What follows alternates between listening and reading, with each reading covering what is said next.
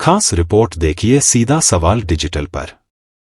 एक और शिक्षण व्यवस्था को मजबूत करने और निजी स्कूलों को टक्कर देने के दावे सरकार कर रही है, लेकिन आज भी वनवासी क्षेत्र के स्कूल में पढ़ने वाले बच्चों के लिए ना तो शिक्षा विभाग के पास भवन है और ना ही पर्याप्त संसाधन है, बल्कि सरकार के नियम ही इन बच्चों के लिए मुसीबत बने हुए हैं, जिससे बच्चों को भवन नहीं मिल पा रहा है। सरकारी शिक्षण व्यवस्था में किस तरह सरकार के नियम बच्चों के लिए हुए हैं, इसके हालात बताती ये खास रिपोर्ट देखिए सीधा सवाल डिजिटल पर। डिजिटलाइजेशन के इस दौर में जहां सरकार शहरी क्षेत्र में model school PM Shri school और मॉडल क्लासरूम बनाने की कवायद कर रही है, वहीं जनजातीय क्षेत्र के आदिवासी बच्चे आज भी विषम परिस्थितियों में सरकारी नियमों के चलते बिना भवन के लकड़ी और खपरेल की बनी छत में अध्ययन करने को मजबूर है।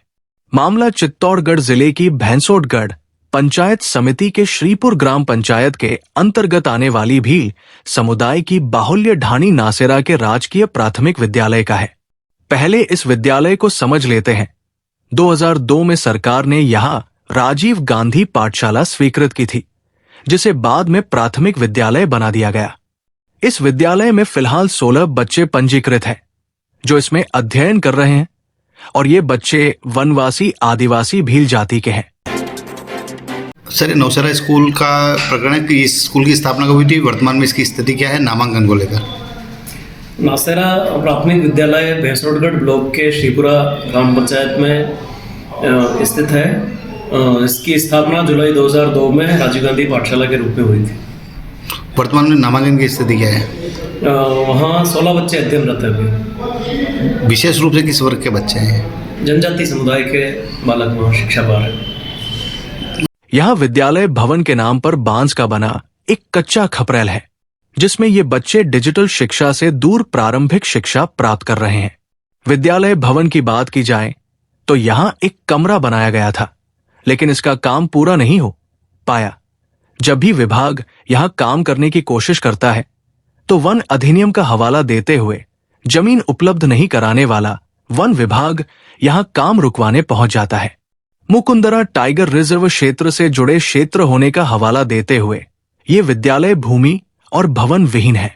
इस विद्यालय में भवन के नाम पर एक टूटी फूटी बांस की छत है, जहां आदिवासी बच्चे अपने सुखद भविष्य की उम्मीद सज रहे हैं।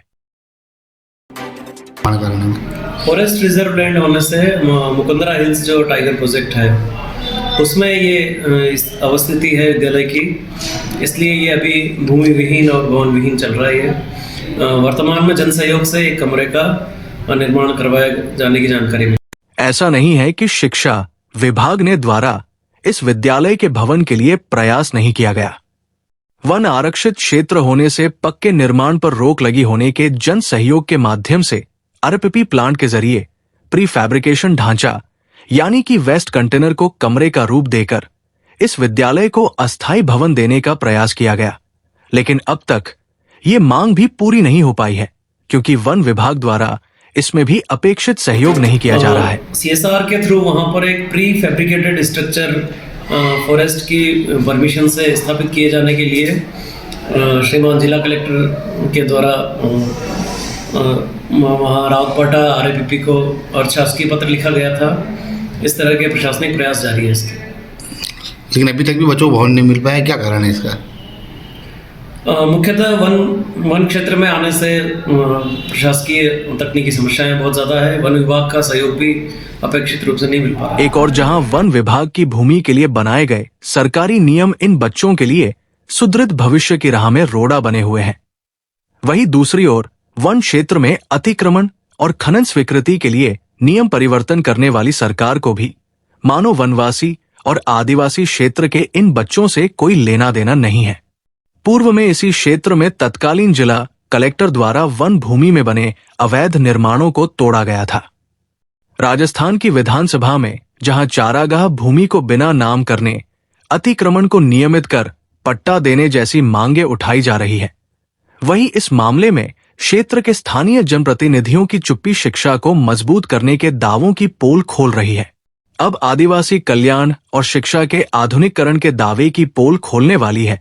रिपोर्ट सामने आने के बाद अब देखने वाली बात होगी कि जिम्मेदार आदिवासी क्षेत्र के इन वनवासी बच्चों के लिए कब पक्का भवन उपलब्ध करा पाती है। सीधा सवाल डिजिटल के लिए अधिमान्य स्वीकृत पत्रकार भुवनेश व्यास की रिपोर्ट।